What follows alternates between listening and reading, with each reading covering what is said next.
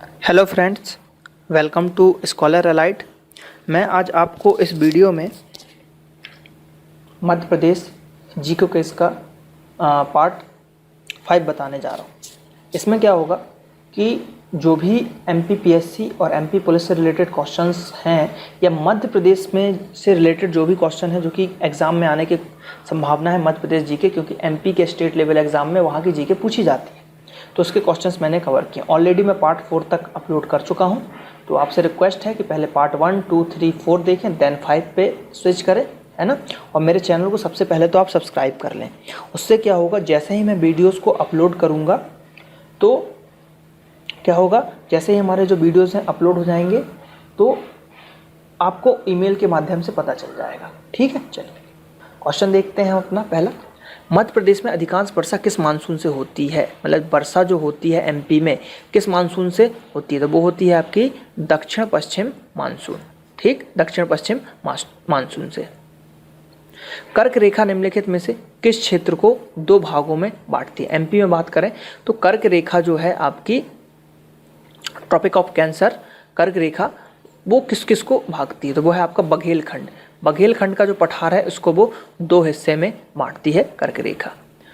उसके बाद अगला क्वेश्चन देखते हैं, चूलिया जलप्रपात कहाँ पे है? चूलिया जलप्रपात मतलब किस नदी पे है? तो चूलिया जलप्रपात जो है आपकी चंबल नदी पे है। और किस मतलब चंबल नदी पे हो गई। और कहाँ पे है? तो मंदसौर। कहाँ पे है? मंदसौर में। चूलिया जलप्रपात चंबल नदी पे तो है ही, कहाँ पे है? मंदसौर में भी है चूलिया जलप्रपात। मध्य प्रदेश में कोच रिपेयर वर्कशॉप कहाँ पे है?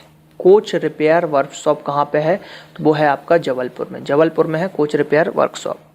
लाख बनाने का कारखाना शासकीय कारखाना यानी कि सरकारी गवर्नमेंट कारखाना कहाँ पे है? तो वो है उमरिया। इसको याद कैसे करेंगे भाई?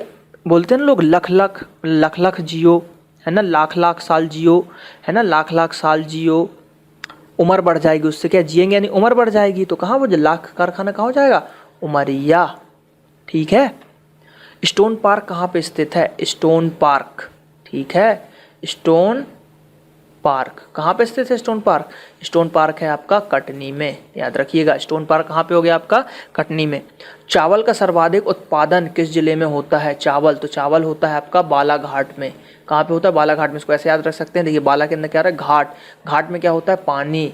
और चावल जो है बनाने के लिए, चावल बनाने के लिए भी पानी लगता है। और जब चावल को बोया जाता है ना, उस समय भी पानी बहुत ज़्यादा चाहिए पड़ता है। तो इससे याद रख सकते हैं, घाट। घाट में क्या रहता है? पानी। तो बालाघाट जहाँ पे पानी रहेगा तो वहाँ पे चावल अधिक होगा। तो एमपी में राइस जो है कहाँ पे होता है? बालाघाट में। रेगुड़ मिट्टी कहते हैं, मतलब रेगुड़ मिट्टी किसे कहते हैं? तो रेगुड़ मिट्टी काली मिट्टी को कहते हैं। आईएमपी क्वेश्चन है। ठीक, आईएमपी क्वेश्चन हो गया रेगुड़ मिट्टी। ये तो एसएससी तक में पूछा जा चुका है। अगर एसएससी की बात करें तो एसएससी 10+2 में भी ये क्वेश्चन पूछे जा सके हैं, तो एमपी में तो पूछे ही जाएंगे। तो रेगुड़ मिट्टी क्या हो गया आपका?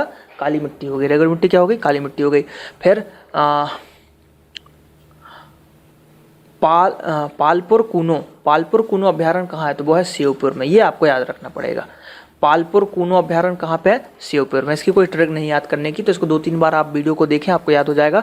पालपुर कूनो अभ्यारण्य किस जिले में है? तो वो हो जाएगा आपका श्योपुर में। मध्य प्रदेश की प्रथम जल विद्युत परियोजना कौन सी है, मतलब कहाँ पे है? तो मध्य प्रदेश की प्रथम जल विद्युत परियोजना थी, वो किस नदी पे थी? चंबल नदी पे लगी हुई थी।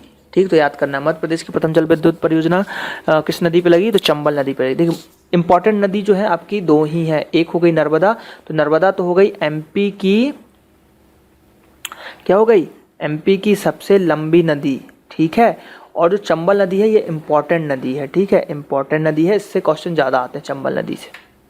भिलाई स्टील प्लांट जो है आपका, भिलाई स्टील प्लांट जो है, तो किस देश, कौन सी कंट्री है जिसने उसका हेल्प करा था इंडिया में बनाने के लिए? तो वो था रूस। रसिया की मदद से, हेल्प से भिलाई स्टील प्लांट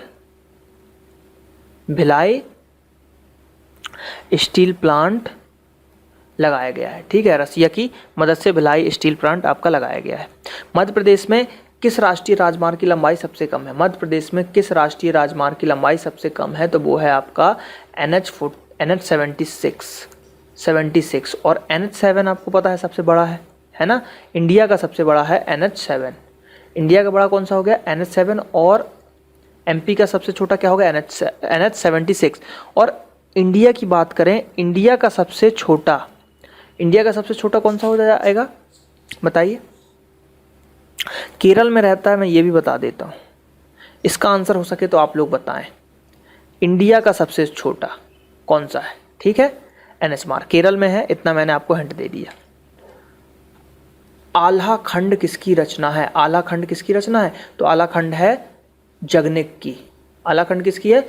जगनिक की।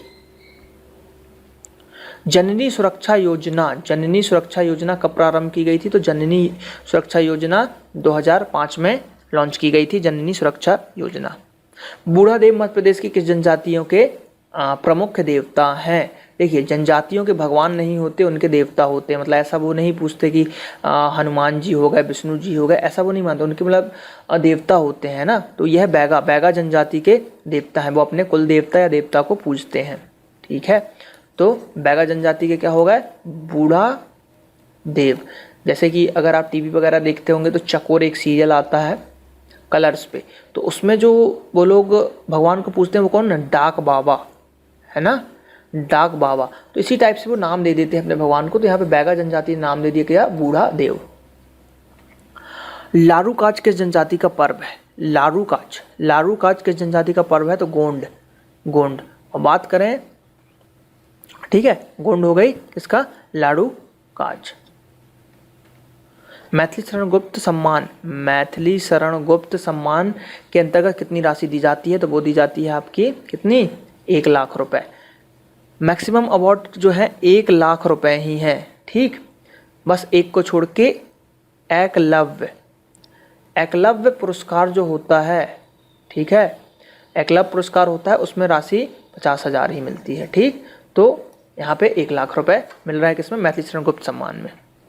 गांधी पंचसती किसकी रचना है? भवानी प्रसाद मिश्र की। भवानी प्रसाद मिश्र की है आपकी कौन सी? गांधी पंचसती रचना। गांधी पंचसती रचना किसकी हो गई? भवानी प्रसाद मिश्र की। बट वृक्ष को राजकीय वृक्ष कब बनाया गया था? मतलब जो बरगद का पेड़ है, MP का जो राजकीय वृक्ष है वो कौन सा है? बरगद। ठीक है, या इसको हम वट वृक्ष के नाम से भी जाना जाता है। तो कब बना? 1981 में इसको अपनाया गया। ठीक है, और फ्लावर की बात करें तो फ्लावर कौन सा है? लिली। फ्लावर हो गया लिली। ठीक, और एनिमल कौन सा हो गया? बारहसिंगा। कौन सा हो गया? बारहसिंगा। ठीक है, तो इस टाइप के क्वेश्चन आ जाते हैं पेपर में। मध्य प्रदेश में विद्युत प्रदाय अधिनियम कब लागू हुआ? मध्य प्रदेश में विद्युत प्रदाय 1948 is the right answer. Madhya Pradesh में रेलवे रिक्रूटमेंट बोर्ड कहाँ है? मध्य प्रदेश में रेलवे रिक्रूटमेंट बोर्ड कहाँ पे है? यानी कि वो RRB पूछ रहा है, रेलवे रिक्रूटमेंट बोर्ड, तो वो है आपका भोपाल। मध्य प्रदेश में RRB है भोपाल। और जबलपुर की अगर बात करें तो यहाँ पे क्या है? WCR वेस्ट सेंट्रल रेलवे का हेडक्वार्टर मुख्यालय। ठीक है, तो जबलपुर में क्या है? मुख्यालय है आपका WCR का, और RRB जो है ये है आपका भोपाल में। इंदिरा आवास योजना में पात्रता मापदंड कौन निर्धारण करता है? मतलब इंदिरा आवास योजना कब बनी थी? 1985।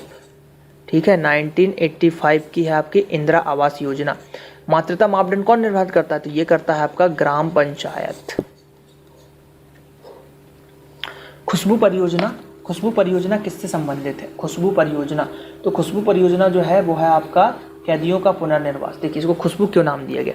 कैदी हैं, जेल गए, वहाँ पे उन्हें नहाया नहीं, ठीक है, नहाया नहीं, ठीक, बदबू आने लगी, फिर उन्होंने वहाँ पे क्या किया? काम किया, अच्छे लोग हो गए, उनका पुनर्निर्वास कराया गया, जेल से छूट के आए तो अब नहा धो लेंगे, सेंट वेंट लगा लेंगे। तो इसके लिए क्या? खुशबू परियोजना लगाएगी ताकि उनकी बात चली जाए। याद करने के लिए स्टोरी बनाई है। तो कैदियों का पुनर्निर्वास है खुशबू परियोजना। किस नगर का पूर्व नाम अथा है? यानी कि अथा किसको पहले कहा जाता था इनमें से? तो आंसर है रीवा। रीवा को कहा जाता था क्या? अथा बोला जाता था रीवा को।